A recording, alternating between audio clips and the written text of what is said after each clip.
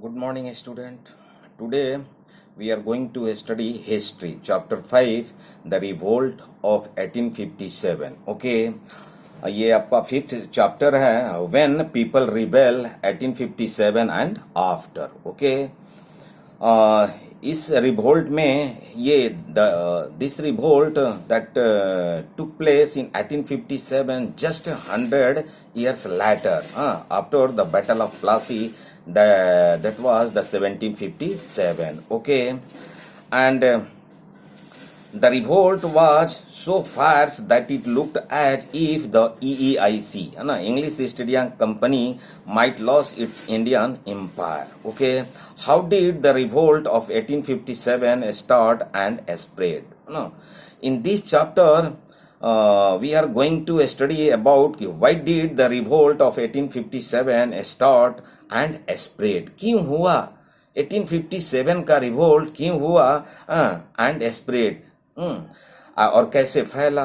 Who participated in this revolt, और इस revolt में कौन कौन से लोग पार्टिसिपेट किए. What were the changes in colonial rule after 1857. Due to this revolt, the 1857 revolt, what were the changes, what were the changes in colonial rule or the British rule. So let's find out such and such things inside this chapter. Okay, जैसा हम लोग जानते हैं कि Britishers जो rule कर रहे थे, है ना, and they became they visited India, है ना, as trader, and gradually they started ruling. Okay, and their rule that was the completely oppressive. Okay, that was the oppressive rule of the British. Okay, so like that, causes of the revolt of 1857. पहला जो चर्चा हम लोग ये करेंगे कि क्या कारण था, what were the causes. Okay, due to that the revolution हुआ, 1857 का revolution हुआ. Okay, discontent among the Indian rulers. Okay, discontent among the Indian rulers, इसमें the British policies of conquest had created unrest among many Indian rulers and chiefs. है ना, जितने भी यहाँ rulers थे ना, उसमें क्या था, अनरेस्ट था.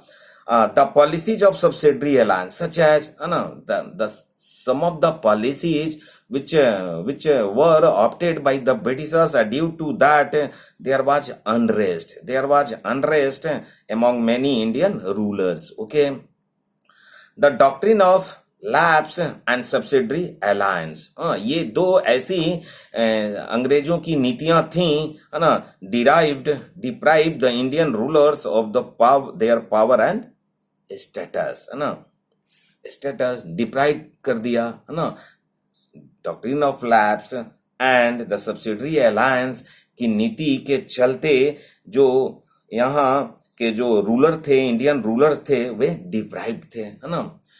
The annexation of Awadh in 1856 on grounds of maladministration, okay, deeply hurt the sentiments of the company's sepoys. Okay, most of the whom came from Awadh. और जो कंपनी के जो आर्मी था, है ना, उसमें मोस्ट ऑफ द सोल्जर्स कहाँ से थे, अवध से थे. तो उनको वो काफी हर्ट किया, है ना, एनेक्सेशन ऑफ अवध. जो 1856 में अवध का एनेक्सेशन कर लिया अंग्रेजों ने, ड्यू टू दैट इवेंट, है ना, आर्मी हर्ट हुए. Okay, the Governor General Dalhousie stated that the descendants of Bahadur Shah II, okay, would be evicted from the palace in Red Fort of Delhi after the death of Mughal ruler. Okay, similarly, when the Peshwa Bajirao II died in 1851, his adopted son, okay, his adopted son Nana Sahib उनके अपने बेटे नहीं थे, दत्तक पुत्र थे, was refused the pension that the Peshwa had been receiving as the head of the Maratha. Okay, तो ये कारण था, है ना, जो असंतोष व्याप्त था, विद्रोह का कारण बना. Between 1848 and 1854 a number of principalities क्या होता है, A small territory ruled by a prince. A small territory ruled by a prince. A number of principalities across the Indian subcontinent were annexed under the policy of territorial expansion called the doctrine of lapse. ना Lord Dalhousie introduce किया था. These principalities included ना कौन कौन थे उसमें? सतारा, जैतपुर, संबलपुर, नागपुर, झांसी, ना etc. So this was the first cause. The next cause, that was the discontent among peasants and artisans. है ना, जो peasants थे, artisans थे, है ना, उसमें भी असंतोष व्याप्त था. कारण क्या था? Another important cause of the discontent was the British policy of economic exploitation of India. है ना, यानी वे आर्थिक रूप से शोषण करते थे. That's why this affected all section of Indian society, जिससे the economic exploitation policy के चलते ना ब्रिटिश राज से सारे इंडियन सोसाइटी खफा था, है ना, नाराज था. The peasants suffered due to the high revenue demands and the strict revenue collection policy. है ना, उसे कृषक वर्ग नाराज था. The large scale inflow of the British manufactured goods into India made Indian handmade goods costly. Okay, इसलिए ना handmade जो गुड्स था वो कॉस्टली हो गया, है ना, तो उसके चलते आर्टिजन बेचारे मारे जा रहे थे. People preferred machine made fine goods as they were available in large quantities and were cheap. ना लार्ज क्वांटिटीज में था and that was cheap, because that was the machine made. That's why thus Indian artisans and craftsmen were ruined. तो यहाँ ruined कर दिए गए artisans.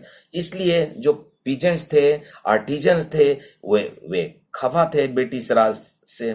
The next cause, that was the social reform and the Indian response to reform. तो जो भी social reform वे लोग कर रहे थे, है ना, उससे क्या था?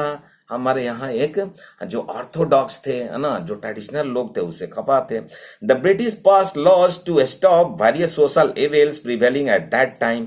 These laws were looked upon with great suspicion by conservative section of Indian society. तो जो कंजर्वेटिव लोग थे, है ना, उससे खफा थे. For example reform such as the abolition of sati, है ना, सती उन्मूलन, सती को खत्म करना, and the legalization of widow remarriage, ना legalization of widow remarriage and the extension of western education to women. महिलाओं को जो पश्चिमी शिक्षा, है ना, like that were seen as example of interference in the social customs of the country. तो ये माना जाने लगा कि अंग्रेज बेमतलब का हमारे सोशल कस्टम में इंटरफेयर कर रहे हैं, है ना, like that. The next cause of the revolt, that is the racism and religion. Racism, प्रजातिवाद और धर्म.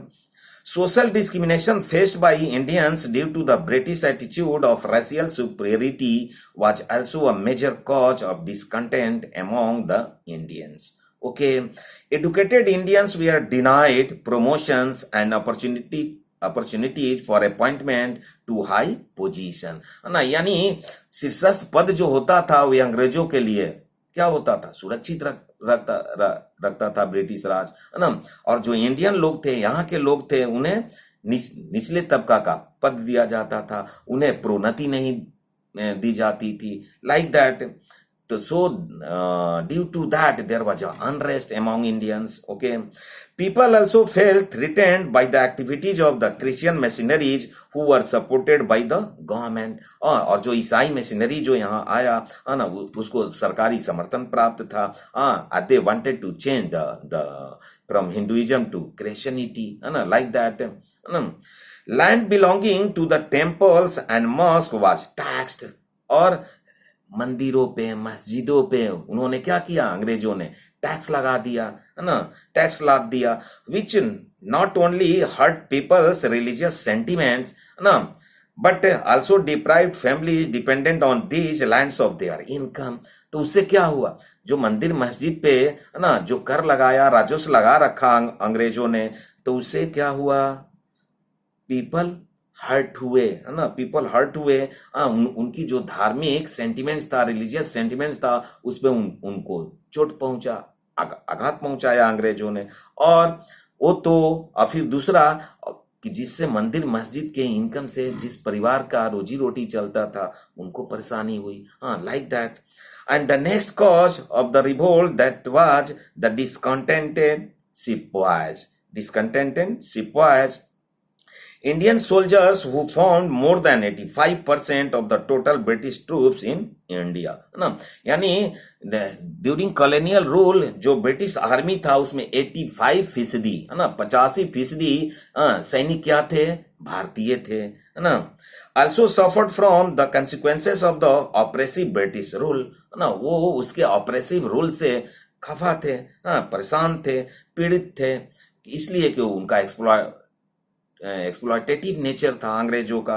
The Indian sipahis were looked upon as inferior being and treated badly by their British superiors. और भारतीय जो आर्मी थे, भारतीय जो सैनिक थे, ना, अपने सुपीरियर के द्वारा क्या किया जाता था, बहुत परेशान करते थे वो लोग, है ना, और बैडली ट्रीट करते थे, ठीक है। और comparatively British sepoys, they were paid much less than the British soldier, है ना। ब्रिटिश सोल्जर से भी उन्हें कम वेतन भुगतान किया जाता था। Like that avenues of promotion were closed to them as all the higher posts in the British Indian Army were reserved for the British। और हायर पोस्ट पे ब्रिटिशर्सों को लिए वो सुरक्षित कर दिया था लोग। और उसके प्रोन्नति भी, प्रमोट भी वे लोग नहीं करते थे इंडियन सोल्जर्स को। लाइक दैट तो they were forbidden to wear, और ये तो ये, और आगे देखिए, they were forbidden to wear caste and sectarian marks such as the tilak और द बियर्ड और द टर्बन। इसमें मनाही थी, स्ट्रिक्टली फॉरबिडन, है ना, प्रोहिबिटेड, कि कोई तिलक नहीं लगा सकता, है ना, टर्बन नहीं बांध सकता, दाढ़ी नहीं रख सकता, है ना। आर्मी में अंग्रेजों ने इस तरह से ये कर रखा था, है ना। Another cause of discontent among the Indian sepoys was that their foreign services allowance, है ना। एक जो मुख्य जो चीज है, माइंड दैट वाज कॉल्ड बाटा। बाटा क्या है, the foreign services allowance. The foreign service allowance was discontinued, causing a reduction in salary। Reduction in salary, कि अगर ये समंदर में जो लोग क्रॉस कर नहीं करेगा, नहीं पार करके जाएगा, है ना, उसे क्या कर दिया जाएगा, डिसकंटिन्यूड कर दिया जाएगा, है ना, रिडक्शन इन सैलरी, है ना। और उसकी सैलरी को रिडक्ट कर दिया जाएगा, यानी कि काट दिया जाएगा, कम कर दिया जाएगा। इन दोज डेज एक मान्यता थी, है ना। अब उस समय in those days many people in the country believed that if they crossed the sea they would lose their religion and caste। ऐसी मान्यता थी, है ना। उस समय इस तरह विश्वास किया जाता था, है ना, कि जो समंदर को क्रॉस करके उस तरफ जाएगा वो अपना धर्म और जाति नष्ट करेगा। Like that in 1856 the company passed a new act, the general services enlistment act. Okay, mind that, general services enlistment act. और ये क्या है act, under which every new recruit had to serve overseas if order. अगर उसे कहा जाता है तो ओवरसीज को क्रॉस करके, उस समंदर को क्रॉस करके उस तरफ जाना है, पार करना है। This hurt the sentiments of the sipahi. इससे सिपाही को का जो सेंटिमेंट था, है ना, वो चोट पहुंचा था, है ना। तो लोग नहीं करना चाहते थे, अपनी जाति और अपनी धर्म विलुप्त नहीं करना चाहते थे, नष्ट नहीं करना चाहते थे। और इसे क्या कर देते थे अंग्रेज सब क्या कर देता था, है ना, उसके सैलरी को रिडक्ट कर देता था। Like that many of them were part-time peasants while many others came from peasant artisan family living in the villages, है ना। उसमें से बहुधा जो सिपाही थे, जो सिपाही थे, है ना, कहाँ से आते थे, पीजेंट से आते थे या फिर आर्टिजन से आते थे, है ना। और पार्ट टाइम पीजेंट्स परिवार से आते थे. So the anger of the peasants and the traditional craftsmen affected the sepoys too. और उधर आपको पहले बताया कि पीजेंट्स भी आर्टिजन्स भी है ना त्राइमाम कर रहे थे है ना. क्यों? इसलिए कि पीजेंट क्यों उसमें टैक्स इम्पोज कर दिया. हाँ, रेवेन्यू कलेक्ट करता था जबरदस्ती अंग्रेज है ना. और ये आर्टिजन्स भी परेशान हो गए थे, इसलिए कि बाहर का जो इम्पोर्टेड जो यहाँ बाहर से इंग्लैंड से जो सामान आता था है ना, इंडस्ट्रियल प्रोडक्ट होता था, और जो हैंडमेड के रिलेटिवली वो क्या होता था, चीप होता था है ना. तो उनका व्यवसाय गिरने लगा है ना, इसलिए परेशानी हो गई आर्टिजन्स को भी है ना. तो peasants most of the armies belong to either the peasants or the artisans है ना. तो वो लोग अपना परिवार को परेशान दे करके इधर भी ये लोग परेशान थे. बात आ रही है समझ में? Like that. अब देखेंगे the next thing, the revolt and its popular aspects. Okay, इसके पॉपुलर एस्पेक्ट्स क्या हैं? The spark was provided by the cartridges है ना. कार्ट्रिजेज ये चिंगारी का काम करता है. जो 1857 का जो रिवोल्ट है उसमें जो कार्ट्रिजेज है ना, कार्ट्रिजेज क्या है? सील्ड केजिंग कंटेनिंग अ बुलेट है ना. सील्ड ना, उसमें वो राइफल में उसको इनफिल कर दिया जाता था है ना, और दांत से काटना पड़ता था. और ऐसा र्यूमर था कि वो क्या है, काउ एंड पिग फैट. तो हिंदू और मुस्लिम दोनों हट हुए उससे है ना. Like that. Of the new Enfield pattern rifle which was introduce into the British Indian army in 1853 है ना. यानी 1853 में ब्रिटिश आर्मी में न्यू राइफल इंट्रोड्यूस हुआ. ओके, कार्ट्रिजेज वाला. There were rumours about the paper cartridges being greased with animal fats है ना. और ये रूमर था कि उसमें क्या है, एनिमल फैट लगा हुआ है. Regarded scriptures by both Hindus and Muslims. Okay, so the sepoys who were drawn from the both the communities regarded the practice of biting open these cartridges offensive to their religious sentiments है ना.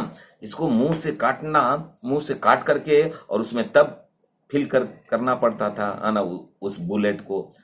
तो ये religious sentiments को चोट पहुंचाया, चाहे वो हिंदू हो या मुस्लिम हो है ना.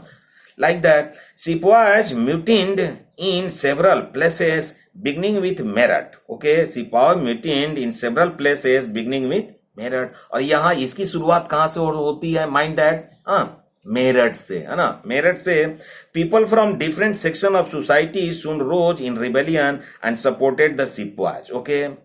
Some historians regard it as the biggest armed resistance against colonialism in the 19th century. बहुत सारे इतिहासकार जो 19th सेंचुरी का जो रिवोल्ट था है ना, इसको महत्व प्रदान किया है ना. Outbreak of the revolt. अब हम लोग इसको देखेंगे. The revolt started at Barrackpore. ये विद्रोह कहां से शुरू होता है? बैरकपुर. कब? On 29 March 1857. माइंड दैट ना, 29 मार्च 1857, Barakpur. Okay, when a young soldier, Mangal Pandey, okay, attacked his officers after refusing to use the new Enfield pattern rifle. Okay, तो रिफ्यूज किया. Mangal Pandey was the first soldier who refused that, है ना. अब कहाँ था वो? बैरकपुर के सोल्जर थे है ना, Mangal Pandey. He was executed. तो रिफ्यूज किया, he was executed. This showed that the sipahis were prepared to defy order and even face death rather than use the rifle ना. मरना पसंद किया लेकिन राइफल को यूज नहीं करना है ना. यानी हम अपना धर्म और जाति नष्ट नहीं करेंगे है ना, भले मर जाए है ना. Like that. तो there was a revolt that was started with army है ना. तो so there is a name Mangal Pandey, that is the highlighted name, must keep in mind. Okay. On 9 May 1857, 85 soldiers of the 3rd Cavalry at Meerut refused to obey the British officer, है ना। ठीक 9 मई को, है ना, वो कब था, है ना, थोड़ा दिन पहले, थोड़े ही दिन बाद, है ना, 85 सोल्जर्स वहां के फिर उसी चीज को रिफ्यूज किए, है ना, रिफ्यूज किया। This soldiers were dismissed from service and sentenced to 10 years imprisonment, है ना। इन सैनिकों को, जो लोग 85 जो सोल्जर्स थे जो रिफ्यूज किए थे, दिस सोल्जर्स वेयर डिसमिस्ड, उनको डिसमिस कर दिया गया, फ्रॉम सर्विस, है ना, उसे नौकरी से निलंबित कर दिया गया, and sentence to 10 years imprisonment, और 10 साल की जेल कर दिया गया। Okay. This incident sparked off a general mutiny. Okay.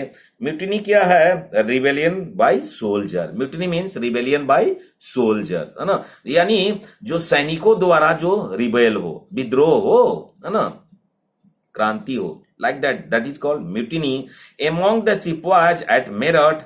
Okay, on 10 May these rebel soldiers killed British officers and released their imprisoned comrades. 10 मई को, है ना, ये रिबेलियन क्या किए? किल्ड ब्रिटिश ऑफिसर, है ना, ब्रिटिश ऑफिसर को जान से मार दिए, और अपने जो कॉमरेड्स थे जो जेल में बंद थे उनको छुड़ा लिए, मुक्त करा लिए। They captured guns and ammunition, set fire to building and properties of the British and raise the flag of the revolt, और अपना क्रांति का झंडा फहराया।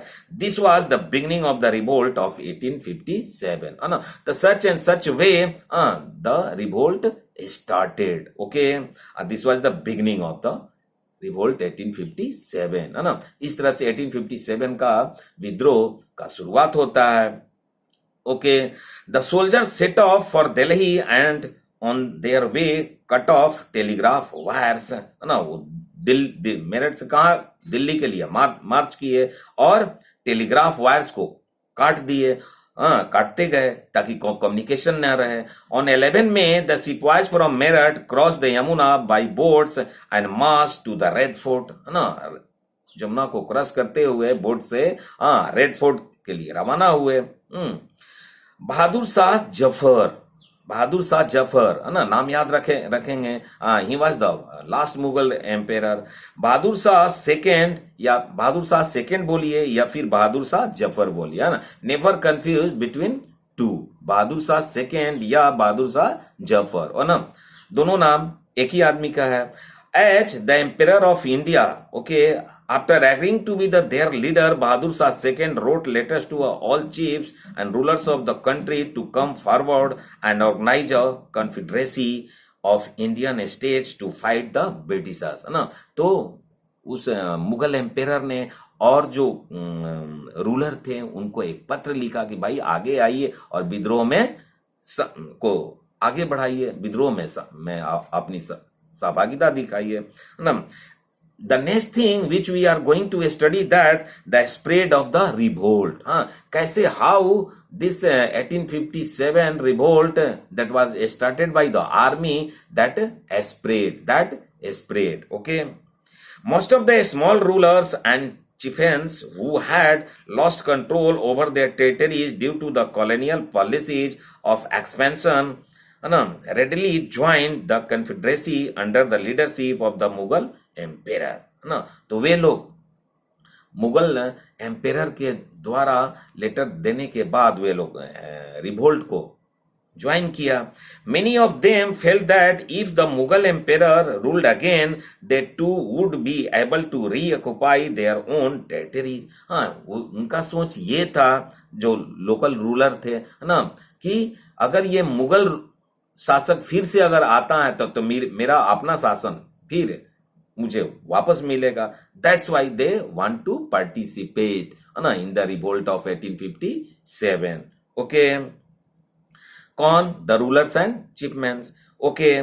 From Meerut and Delhi the revolt spread to other areas in northern and central India. Mind that Meerut से शुरू होता है, बताया, Meerut Barakpur. Okay.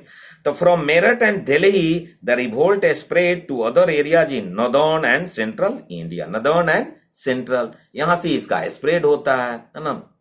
Like that. Kanpur, Lucknow, no, there is need to learn that. Oh no, there are 6 regions. There are 6 pockets, and all 6 regions related to the northern or the central, northern and central. They are the Kanpur, Lucknow, Jhansi, Bareilly, Gwalior, and Ara in Bihar, your state. Okay, Babu Bir Kunwar Singh in Bihar became the main center of the revolt. ये 6 main center थे revolt के, है ना? कौन कौन? फिर से देख लीजिए, कानपुर, लखनऊ, झांसी, बरेली, ग्वालियर एंड आरा इन बिहार. अब let's start one by one. Okay, Kanpur. In Kanpur, the revolt was led by Nana Sahib. Okay, Nana Sahib, the adopted son of the last Peshwa Bajirao II, है ना? वो बाजीराव सेकेंड जो लास्ट पेशवा थे उसका क्या थे? ये नाना साहब एडॉप्टेड सन थे, दत्तक पुत्र थे. He gathered armed forces, expelled the British garrison from the city and declared himself the Peshwa. Okay. He also acknowledged that he was a governor under Emperor Bahadur Shah II. He was assisted and supported by Tatya Tope and Ajimula. है ना? और उनका सहयोग किसने किया? तात्या टोपे और अजमूला ने. The next center, है ना, that is the Lucknow. Okay, Lucknow. In Lucknow, Birjiz Kadar. Okay, Birjiz Kadar, the son of the deposed Nawab. The deposed Nawab, कौन नवाब थे?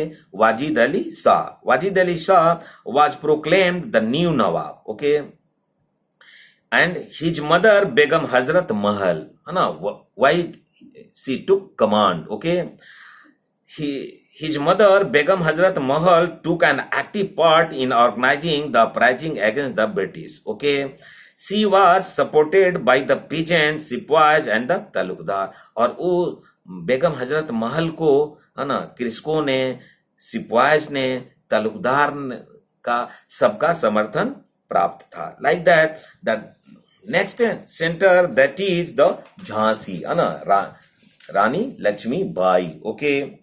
One of the greatest leaders of the revolt was the young Rani Lakshmi Bai of Jhansi. Okay.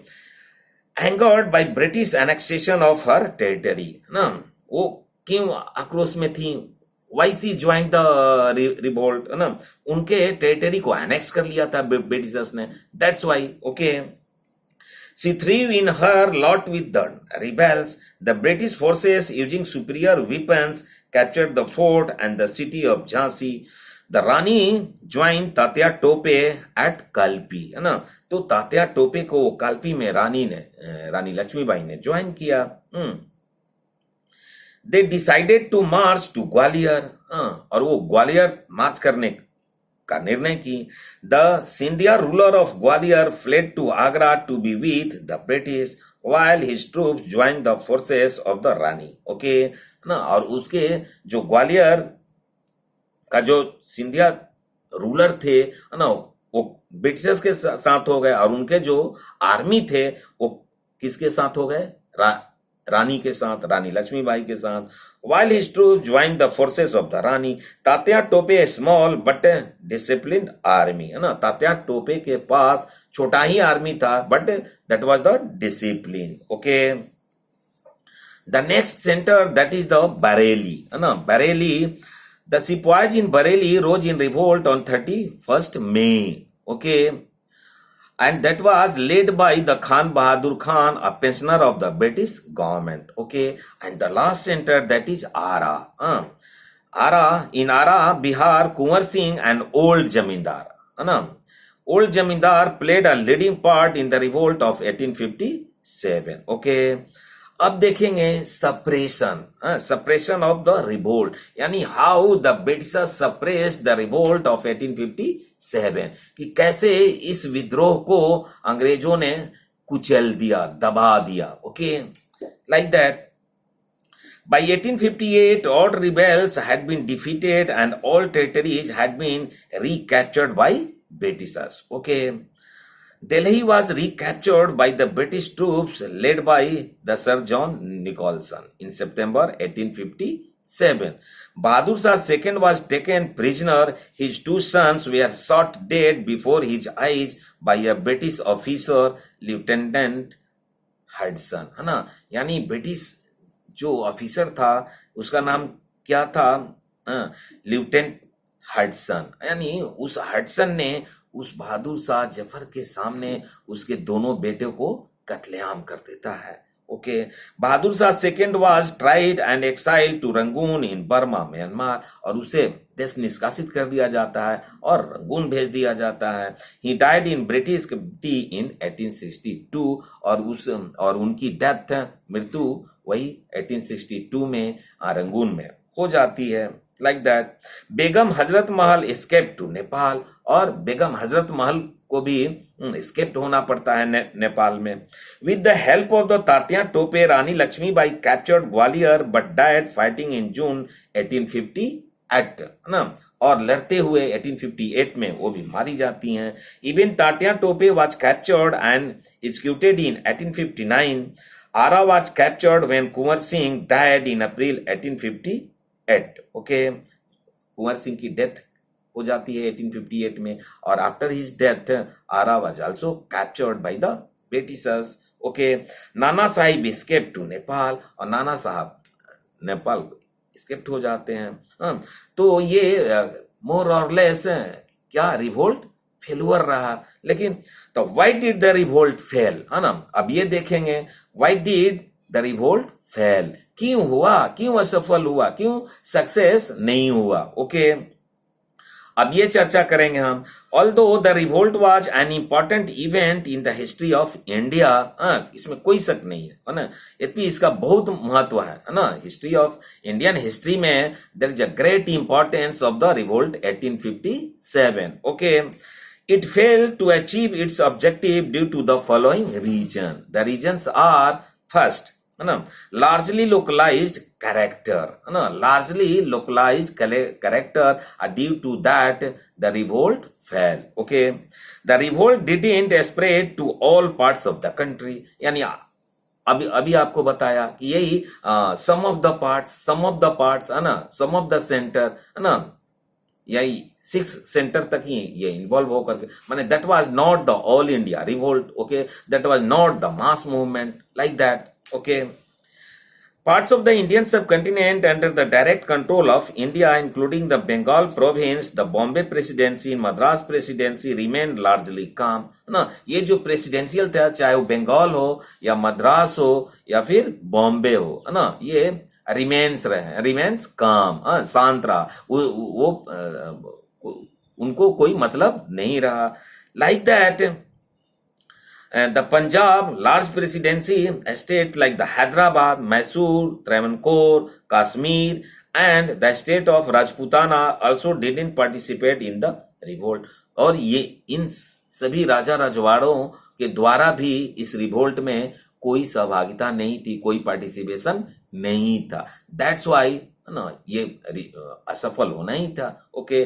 The second cause of the failure that is the weak leadership, यानी जो नेतृत्व था वो क्या था, week था, है ना, weak leadership.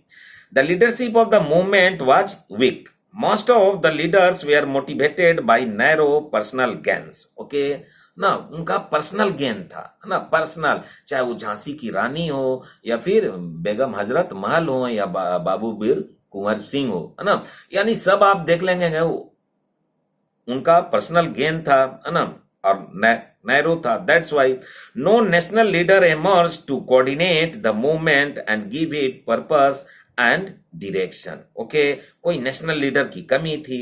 Bahadur Shah second was old and was not even in the command of the sipahis in Delhi. Bahadur Shah old थे, वीक थे, और उनका कमांड दिल्ली के सोल्जर्स पर भी नहीं था। लाइक दैट तो weak leadership, that was the second reason of the failure of the revolt 1857. The next cause of the failure, that is the lack of common ideals, है ना, यानी common ideals की कमी थी, है ना। कॉमन आइडियल्स की कमी थी. There was a lack of common ideals among the revolutionaries. The Hindus wanted to set up Maratha raj. Hindu Maratha raj चाहते थे सेटअप करना, वाइल जबकि Muslim wanted to revive the Mughal rule. Like that, है ना. तो कॉमन ये नहीं था. The next cause that is the lack of support from the emerging middle class. Okay, यानी मिडिल क्लास का भी सपोर्ट का लैकिंग रहा, है ना. जो उभरते हुए जो मिडिल क्लास था ना, वो भी इसमें पार्टिसिपेट नहीं किए, उनकी लैकिंग रही. That's why the revolt failure. The emerging middle class didn't support the rebels. In fact the middle class believe that only the British could take India into the modern age. है ना, middle class को यह विश्वास था कि modern age में भारत को अगर आधुनिक एज में अगर जो पहुंचाएगा वो कौन पहुंचाएगा? ब्रिटिशर्स, है ना. That's why they didn't participate in revolt. Okay, तो that was also a cause. And the next cause that is the old and outdated weapons. है ना, हमारे यहाँ क्या था? ओल्ड वीपन्स थे, आउटडेटेड वीपन्स थे, और उनके ब्रिटिशर्स जो वीपन्स थे, है ना, वो रिफाइंड थे, सोफिस्टिकेटेड थे, है ना. The weapons used by the rebels were outdated and couldn't compete with the sophisticated and modern weapons of the Britishers. Okay, यानी अंग्रेज के सोफिस्टिकेटेड और मॉडर्न weapons के सामने भारतीय weapons क्या थे? पुराने थे. Besides, they didn't have the enough weapons to carry on their battles against the highly skilled, efficient and well equipped British forces. ना, और हमारे यहाँ स्किल्ड की भी कमी थी, स्किल्ड फोर्सेस की भी कमी थी, है ना. इफिशिएंट की भी कमी थी, इक्विपमेंट की भी कमी थी. लाइक दैट, है ना. And the last cause that is the secret negotiation with the Britishers. है ना, सीक्रेट नेगोशिएशन, है ना, कि ब्रिटिशर्स के साथ सीक्रेट नेगोशिएशन लोग कर लिया. Some of them started negotiations with the British for the restoration of their rights and thus betrayed the rebels. Okay, यानी जो most of the old rulers who fought in the revolt were those who had been deprived of their territories. है ना, वो अपने territories से deprive थे. During the revolt itself some of them started negotiation. और revolt के दौरान वो ब्रिटिशर्स से नेगोशिएशन कर लिए, सीक्रेट नेगोशिएशन, है ना. तो such and such causes of failure 1857 revolt. Okay, अब जो next thing which we are going to see that the debate over naming the revolt. The debate over naming the revolt. Okay, the revolt of 1857 had a heterogeneous character. इसका heterogeneous character है. The goals and objective of the people who took part in the revolt were not identical. है ना, और identical भी नहीं है ना. Identical मतलब similar, सबका similar नहीं था, सबका similar goal नहीं था, similar objective नहीं था. That was the personal gain. Okay, like that. The many contemporary British historians have preferred to call this revolt the Sepoy Mutiny. आज ब्रिटिश इतिहासकार इसे क्या कहते हैं? सिपाही म्यूटनी, यानी सिपाही विद्रोह. Suggesting that it was basically confined to the Indian soldiers of the British Army. है ना, सिपाही विद्रोह कहते हैं British historians. On the other hand, है ना, the Indian historians have called it the Great Revolt or the Great Uprising. जबकि जो भारतीय जो इतिहासकार हैं वो क्या बोलते हैं? वो इसे ग्रेट रिवोल्ट बोलते हैं, ग्रेट अपराइजिंग की संज्ञा देते हैं. Highlighting the fact that it was more widespread and powerful. Subsequently the B D Savarkar, mind that. Okay, B D Savarkar and Indian nationalist, भारतीय राष्ट्रविद हैं, ये क्या कहते हैं? Call the revolt the first war of Indian independence. Okay, the B.D. Savarkar and Indian nationalists call the revolt the first war of Indian independence. First war of Indian independence. However, the post-colonial historians, और जो post-colonial जो historians हैं, बाद के जो इतिहासकार हैं, है ना, वो क्या कहते हैं, today are of the opinion that the revolt of 1857 can not be seen as the first war of independence. यानी वो सहमत नहीं है, ब्रिटिश सावरकर के विचार से वो सहमत नहीं है ना, जो पोस्ट कॉलोनियल हिस्टोरियंस है ना, लाइक दैट। तो so such and such debate on the revolt of the 1857, the last which we are going to see the result of the revolt, effect, result or the effect, okay, consequences क्या है। the revolt produced far reaching result, है ना, far reaching result। the British introduced some changes in their old policies। अंग्रेजों को इस revolt के चलते अपनी नीतियां बदलनी पड़ी ना। क्या क्या उन्होंने बदलाव किया। The rule of the EIC was formally ended in India, है ना। जो EIC, जो इंग्लिश इंडिया कंपनी का जो शासन था, उसका खात्मा हुआ by an act pass the British parliament, है ना। यानी ब्रिटिश पार्लियामेंट ने एक एक्ट पास करके EIC का रूल को समाप्त किया, है ना। इन अगस्त 1858, इन अगस्त 1858 में EIC का रूल खत्म होता है। The rule of India was transferred to the British crown, और ये रूल किसको दे दिया, ट्रांसफर कर दिया जाता है, ब्रिटिश क्राउन को and the parliament, British crown and the parliament. From the EIC the ruling power that transfer to parliament और द क्राउन, है ना। That was the first change, okay. To ensure a more responsible management of the Indian affairs. The second effect, that is, the Act of 1858 abolished the Court of Directors. Okay, यानी Court of Directors को abolish कर दिया जाता है 1858 के act के द्वारा। Court of directors को समाप्त कर दिया जाता है and the board of control, है ना।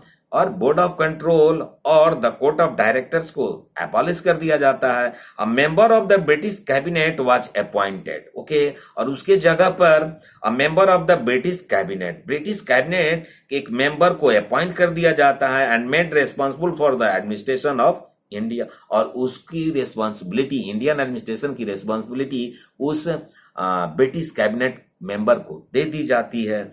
ही was known as the secretary of state for India, और वो किस नाम से जाना जाता है, he was known as the secretary of state for India, secretary of state के नाम से जाना जाता है।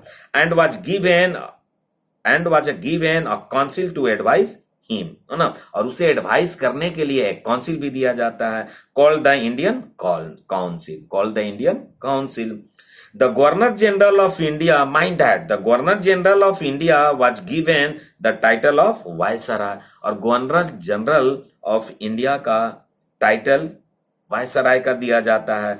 That is a personal representative of the Crown, और वो व्यक्तिगत रूप से क्राउन का रिप्रेजेंटेटिव होता है ना। कौन, वायसराय, वायसराय का टाइटल दिया गया गवर्नर जनरल को, and that is a personal representative of the crown, okay. Lord Canning became the first viceroy under the crown, mind that, and there is need to learn that, okay. Never forget the name of Lord Canning. Why? Because the Lord Canning became the first viceroy, okay. The Lord Canning became the first viceroy under the crown, okay. The next effect, that is, all ruling chiefs of the country were assured that their territories would never be annexed in future, है ना। और फिर उन्हें हर chiefs को, ruling chiefs को ना, ये rulers को एश्योर कर दिया जाता है कि उनकी टेरिटरी को एनेक्स फ्यूचर में नहीं एनेक्स किया जाएगा, यानी भविष्य में एनेक्सेशन नहीं होगा, है ना। Like that they were allowed to pass on their kingdoms to their heirs including adopted son, है ना। और उन्हें सारी जो चीजें ले ली गई थी उसे वापस कर दी जाती हैं, और उन सच एज द ट्रांसमिशन, है ना, कि उनके हायर्स को ट्रांसमिट होगा, और सक्सेशन, और इवन द एडॉप्टेड सन, है ना, दत्तक पुत्र को भी मिलेगा, like that. However the next cause, that is the Indian army was reorganized to prevent future revolt, okay. It was declared that the proportion of the Indian soldiers in the army would be reduced. यानी फिर आगे जा करके ये Indian soldier rebel न हो, विद्रोह न करें, क्या किया गया, इनकी नंबर्स रिड्यूस कर दिया गया, है ना। आर्मी में इंडियन सोल्जर्स की संख्या घटा दी गई, लाइक दैट, है ना। We reduce and the number of European soldiers would be increased, है ना। और यूरोपियन सोल्जर्स की संख्या बढ़ाई गई, like that. And the last effect, you can say that to win over the loyalty of the orthodox sections of the society, the British government promised not to interfere in the Indian religious and the social customs, है ना। और ये जो orthodoxy जो Indian थे उनसे भी ये लोग प्रॉमिस करता है कि रिलीजियस एंड सोशल कस्टम पे कोई आघात नहीं किया जाएगा। तो this is the such and such factual information about the revolt 1857. Okay, if any problem you face, okay, to follow that you can raise your doubt, that will be solved in the later class. Okay, thank you, have a nice day.